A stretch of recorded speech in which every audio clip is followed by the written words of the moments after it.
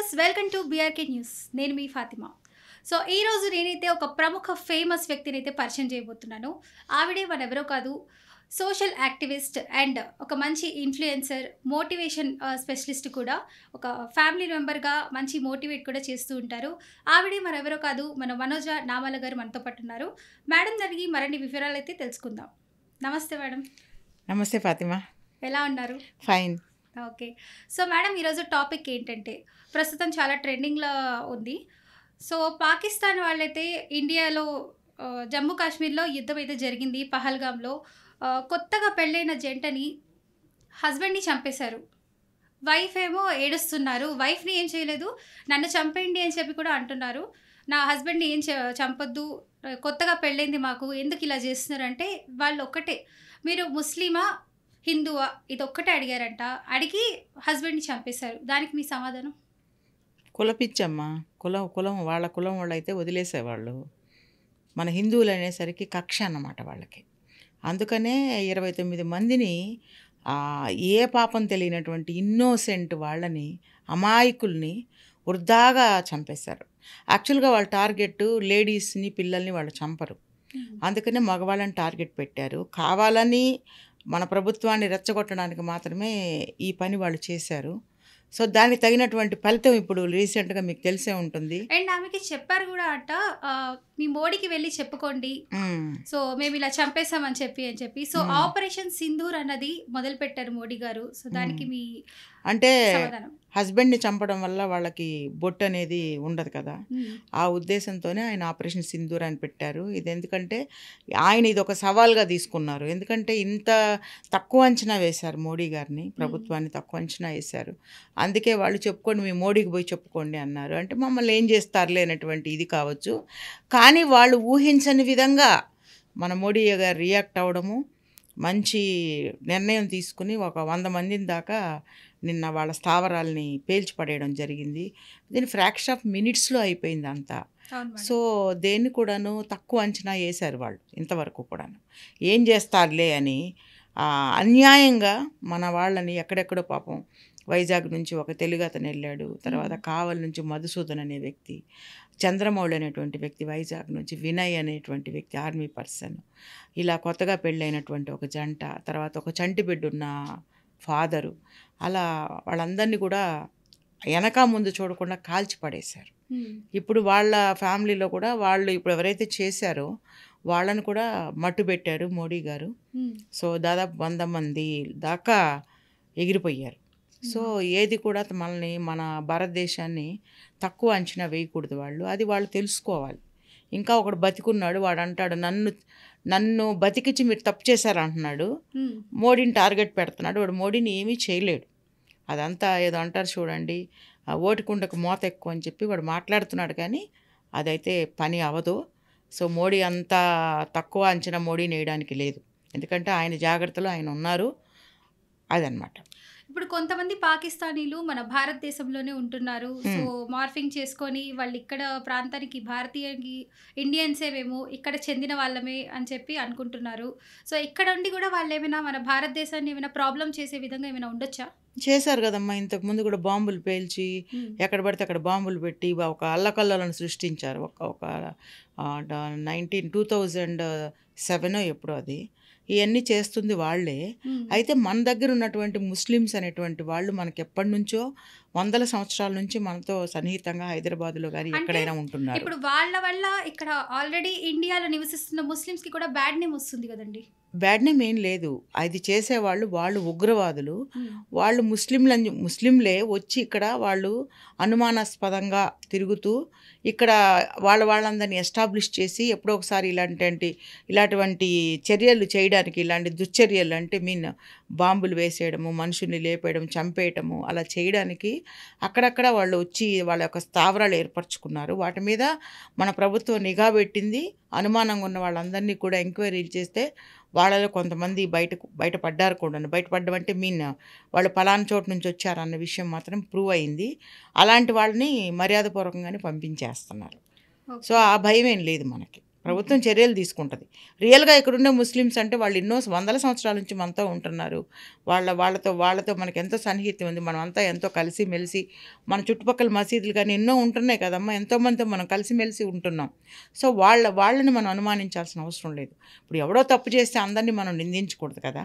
దానికి వీళ్ళు ప్రత్యేకమైనటువంటి ట్రైనింగులు తీసుకొని కేవలము ఆ ఉగ్రవాదాన్ని ప్రేరేపించేటువంటి మనుషులు ఎవరైతే ఉన్నారో, ఇక్కడ ముస్లిమ్స్ అని కాదు, ఉగ్రవాదాన్ని ప్రేరేపించేవాడు ముస్లిం అని అన్నా కూడాను ఎవరైతే ప్రేరేపిస్తారో వాళ్ళంతా ఉగ్రవాదులు. ఇప్పుడు హిందువులైనా సరే అట్లాంటి విషయాలకి ఎంకరేజ్ చేసి అలాంటి వాడికి సపోర్ట్ చేసినా కూడా వాళ్ళని కూడా మనము తప్పుపట్టాల్సిన అవసరం ఎంతైనా ఉంటుంది. ఇప్పటివరకైతే అలాంటి ఎక్కడ సిటీలో జరగలేదు. సో మన ముస్లిమ్స్ అంతా మనవాళ్ళు, ఇక్కడ ఉండే వాళ్ళందరూ. ఎవరో వచ్చి అక్కడక్కడ వాళ్ళ యొక్క స్థావరాలను చేసుకుంటే దాని మీద మన చీఫ్ మినిస్టర్ గారు, సీఎం గారు చర్యలు తీసుకుంటున్నారు. వాళ్ళని పట్టుకోవడం జరుగుతుంది. వాళ్ళ పాస్పోర్ట్లు సీజ్ చేసి వాళ్ళని ఏం చేయాలో ఆ చర్యలు మన ప్రభుత్వం తీసుకుంటుంది. దానికేం ఇబ్బంది లేదు. సో ఇప్పుడు పాకిస్తాన్ వాళ్ళైతే ఇలా టెర్రరిస్ట్ లాగా మారి దాడులు చేస్తున్నారు. సో ఇప్పుడు జమ్మూ కాశ్మీర్ అదే పహల్గామ్ వెళ్ళాలన్నా కూడా చాలా భయభ్రాంతులు గురవుతున్నారు. సో ఎలా ఉంటుందండి పరిణామాలు? ఇప్పుడు వెళ్ళొచ్చు అంటారా, లేకపోతే మళ్ళీ ఇలాంటి దుర్ఘటనలు జరిగే ప్రమాదం ప్రజెంట్ ఒక చోట ఒక ప్రమాదం జరిగింది అన్నప్పుడు దానికి కొంచెం దూరంగా ఉండడమే బెటరు. ఈ మధ్య మా ఫ్యామిలీలో మా బంధువుల్లో కూడా కాశ్మీర్కి వెళ్ళాలని చెప్పి పాపం మే 3rd, 4th రిజర్వేషన్స్ కూడా అయిపోయినాయి. ఒక టూర్ పెట్టుకున్నారు. ఎప్పుడైతే ఈ సంఘటన జరిగిందో వెళ్ళడానికి మొత్తం బ్యాచ్ మొత్తం క్యాన్సిల్ చేసుకున్నారు. అంటే చూస్తూ మనం ఎందుకు ఆ ప్రమాదంలోకి అడుగు పెట్టాలి చెప్పండి? చూడాలనుకోవడం, అది అందమైన ప్రదేశం, చూడాలనుకోవడం, ఎంజాయ్ చేయాలనుకోవడం ఓకే. బట్ ఇలాంటి సిచ్యుయేషన్లో అలాంటి చోటుకు వెళ్ళకపోవడమే మంచిదనేటువంటిది నా అభిప్రాయం. ఓకే. ఇప్పుడు అక్కడ మోడీ గారు ఎలాంటి కట్టుబాట్లు అయితే కట్టుదిట్టం చేయడం అనుకుంటున్నారు? కట్టుదిట్టం అంటే యుద్ధం ప్రకటించడానికి సిద్ధంగా ఉంది మన ప్రభుత్వం. ఆల్రెడీ ఒక 100 మందిని అయితే స్మాష్ అయిపోయారు పాకిస్తాన్ మీద. అయిపోయారు. సో నెక్స్ట్ ఎలా ఉండబోతుంది అనుకుంటారు? ఇప్పుడు ఏముండదమ్మా, అంటే దమ్ముండే నన్ను ఏమైనా నన్ను చేయంత సీన్ ఉందా అన్నట్టు మోడీకి సవాల్ విసిరారు అంటున్నారు కదా. సో మోడీ గారు ఎలా అంటే ఎలా ఆయన ముందుకెళ్ళబోతున్నారు? యుద్ధానికి రెడీ చేసుకుంటున్నారు. కానీ యుద్ధం చేయడం ఆయనకి ఏమైనా ప్రాణహాని ఉండొచ్చు కదా. ఆయనకు ప్రాణహాని ఉంటుంది అని మేము లేపేస్తాం, మేము చంపేస్తాం అంటున్నారు. ఒక మనిషిని చంపడం అంటే అంత ఈజీ ఏం కాదు. వాళ్ళు ఏదో అమాయకులైన వాళ్ళని అర్ధంతరంగా వచ్చి ఇప్పుడు అది పిచ్చుక మీద బ్రహ్మాస్త్రంలాగా వచ్చి చంపేయడం అంటే అది వాళ్ళకి ఈజీ. కానీ మోడీని చంపాలనుకోవడం అనేది అంత ఈజీ కాదు. వాళ్ళు అనుకున్నా అది అవ్వదు. ఎందుకంటే మన ప్రభుత్వం చాలా ప్రొయాక్టివ్గానే ఉంది, తగిన చర్యలు తీసుకుంటుంది. మోడీ గారిని అంత తక్కువ అంచనా వేయడానికి వీల్లేదు. ఆయన డక్కా ముక్కీలు తిన్న వ్యక్తి. ఆయన స్కెచ్ వేశాడంటే చాలా జాగ్రత్తగా వేశాడు. దానిలో భాగంగానే మనకి నిన్న కొద్ది నిమిషాల్లోనే వాళ్ళని 100 మందిని వాళ్ళ యొక్క స్థావరాలని ఎలా లేపాడో నిన్న మనకి టీవీలో అన్ని ఛానల్స్లో కూడా చూపించారు. సో అదే మనకి సాక్ష్యం. కాబట్టి మోడీకి ఎటువంటి ప్రమాదం జరగదు. దాని ఎదుటి జాగ్రత్తలు ఆయన కూడా తీసుకోవాలని కూడా మేము కోరుకుంటున్నాం. ఇప్పుడు మోడీ ప్రభుత్వము ఎలాంటి జాగ్రత్తలు తీసుకుంటే మన భారతీయులు అందరూ సేఫ్గా ఉండగలుగుతారు? ఇప్పుడు జాగ్రత్తలు ఏం లేదు. యుద్ధం వాళ్ళు రెడీగా కయ్యానికి కాలు దువ్వినప్పుడు మనం కూడా సిద్ధంగా ఉండి మనందరం సపోర్ట్ చేసుకొని మీద పట్టమే పోయి అంతే. అక్కడున్న ముస్లిమ్స్ కొంతమంది మన భారతదేశంకి వచ్చేసారు, కొంతమంది నివసిస్తున్నారు కూడా, కానీ ఇక్కడ ఐడెంటిటీని యూజ్ చేస్తున్నారు. సో ఇక్కడ ఏమైనా జరిగే అలాంటి వాళ్ళని పట్టుకోవాలి మన ప్రభుత్వం. అలాంటి ఏరియాలంటే ఎక్కడ వీళ్ళు ఎస్టాబ్లిష్ అవుతున్నారు అన్న విషయాన్ని వచ్చి కూడా ఎన్నో సంవత్సరాలు అవుతుంది. Identity we are from India, we are living in India ఇలాగే అంటున్నారు. అలాంటి వాళ్ళని పట్టుకోవడమే ప్రభుత్వం యొక్క ముఖ్యమైనటువంటి ఉద్దేశం ఇప్పుడు. సో దాని మీద మంచి నిఘా పెట్టాలనేటువంటిది ప్రజలు కోరుకుంటున్నారు. కాబట్టి మోడీ గారు ఆ విషయంలో చాలా ప్రొయాక్టివ్గానే ఉన్నారు. అందులో ఇబ్బంది ఏమీ లేదు. మనం భయపడాల్సిన అవసరం లేదమ్మా. ఏదున్నా కూడా మనకు మంచి ప్రభుత్వం ఉంది. మోడీ గారు ఆయన నిరూపించాడు. నా వాళ్ళని అంటే నా భారత్లో నువ్వు 29 మందిని చంపితే నేను 4 గంటలు చంపుతానని చేసి చూపించాడు ఆయన. ఈజ్ రియల్ హీరో అంటా నేను ఈ విషయంలో. ఎందుకంటే ఇప్పుడు చనిపోయిన వాళ్ళ ఆత్మలు శాంతించాయి. ఆ కుటుంబాలు కూడా కొంచెం హ్యాపీగా ఉన్నారు. ఎందుకంటే తనవాడు చనిపోయాడనే బాధ కన్నా ఈ ఉగ్రవాదులు ఇలా చేసినందుకు వాళ్ళకి తగినటువంటి శిక్ష పడింది అనేటువంటిది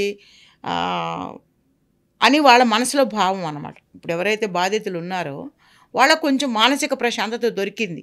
సో నా భర్త చనిపోయినా కూడా మోడీ గారు అంటే మన పిఎం గారు దీన్ని సీరియస్గా తీసుకుని మన పట్ల తగినటువంటి న్యాయం మనకు చేశారనేటువంటి ఆత్మసంతృప్తితో ఉన్నారు. ఇంకా కొంతమంది బయట జనాలు ఏమనుకుంటున్నారంటే ఈ పాకిస్తాన్ యుద్ధము వీళ్ళు చేసిన పహల్గాంలో ఇలా వైఫ్ అండ్ హస్బెండ్ జంట ఇలా ట్రిప్ అని వచ్చారు. సో ట్రిప్కి వచ్చిన వాళ్ళని నువ్వు ముస్లిమా హిందువా అడిగి చంపేశారంటున్నారు.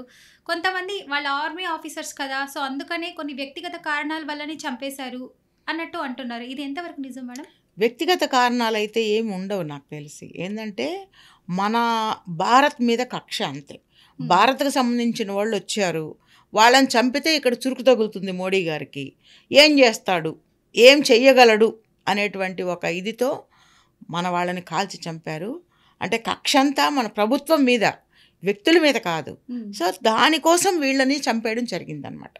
ఎవరిని చంపితే అట్లా లేదు. వాళ్ళని ఇప్పుడు పలానా దేశం నుంచి వచ్చారు వీళ్ళు, ఇండియా నుంచి వచ్చారు, వీళ్ళని చంపితే అక్కడ నొప్పి తగులుతుంది మోడీ గారికి, ఏం చేస్తాడో చూద్దామనేటువంటి ఒక తక్కువ అంచనాతో వీళ్ళు కాల్చేశారు ఆ టయానికి. ఒకప్పుడు చూస్తే మేడం, ఇప్పుడు ఇండియా పాకిస్తాన్ ఒకప్పుడు విరోధులుగా ఉన్నారు అంటున్నారు. ఒక 20-30 years బ్యాక్ అయితే మిత్రత్వం ఉంది. ఎందుకంటే అక్కడి నుంచి ఎక్స్పోర్ట్ ఇంపోర్ట్స్ కూడా జరుగుతున్నాయి. ఇప్పుడు కూడా జరుగుతున్నాయి. వెళ్తుంటారు, టూరిజం కావచ్చు, లేకపోతే ఫ్యామిలీ పరంగా, జాబ్స్ పరంగా అక్కడ సెటిల్ అయ్యి ఉంటున్నారు, ఇక్కడికి వస్తూ పోతూ ఉంటారు. మరి అప్పుడు ఉన్నటువంటి మిత్రత్వము మరి ఇప్పుడు ఎందుకు లేదంటారు? ఇప్పుడు వాళ్ళు మనం ఏదో మిత్రత్వంగా ఉన్నాం అని చెప్పి మన దేశాన్ని ఆక్యుపై చేసుకోవాలని చూస్తే కరెక్ట్ కాదు కదమ్మా. వాళ్ళు జమ్మూ కాశ్మీరు, ఇప్పుడు ఇండియా మాది, ఇప్పుడు స్నేహితులు అని చెప్పి మనం పక్కన చేర్చుకుంటే మనకే ఎసరెడితే మన వాళ్ళు ఎలా ఊరుకుంటారు? అందుకనే మెల్లిగా శత్రుత్వం మొదలైంది. సో ఆక్యుపై చేసుకుంటాడు మొదలుపెట్టారు. సో అది మనం జమ్మూ కాశ్మీర్ అన్నది మన ఇండియా లైక్ మన మ్యాప్ లో మనకు దగ్గరగా ఉంది. సో పాకిస్తాన్ వాళ్ళకంటే ఒక 80-90 kilometers దూరంగా ఉంటుంది, దూరంలో ఉంది. కానీ వాళ్ళు అది ఒక అందమైన ప్రదేశం, దాన్ని వాళ్ళు ఆక్యుపై చేసుకొని వాళ్ళ దాంట్లో కలుపుకుంటే వాళ్ళ ఇంకా అది ఒక బాగా విస్తరించి వాళ్ళ దేశం మంచిగా అందంగా కనిపిస్తుంది. ఇంకా ఇది కాశ్మీర్, జమ్మూ కాశ్మీర్ మా దాంట్లో ఉంది అంటే అదొక గ్రేట్ ఫీలింగ్ వాళ్ళకి. సో అలా ఆక్యుపై చేసుకుందాం అనేటువంటి ఒక దుర్బుద్ధితో వాళ్ళు అలా చేశారు. సో అప్పటి నుంచే వీళ్ళకి శత్రుత్వం మొదలైంది. ఒకవేళ వారు ఇప్పుడు జరిగిన అంటే ఇప్పుడు ఈ పాకిస్తానీయులు మన ఇండియా వాళ్ళని చంపేశారు, లైక్ ఆర్మీ వాళ్ళని. సో ఇలా కాకుండా ఇప్పుడు ఇండియా వాళ్ళు కూడా రివర్స్ దాడి చేశారు కదా మన మోడీ గారు చేశారు. సో ఇప్పుడు మిత్రత్వంకి కోసం వస్తే వాళ్ళు సంధి కుదుర్చుకోవడానికి లేదు ఇంకా ఆపేద్దాము అని చెప్పి స్ట్రాటజీకి వస్తే వారు ఒక పాయింట్ ఆఫ్ కి no nothing, we will not accept that.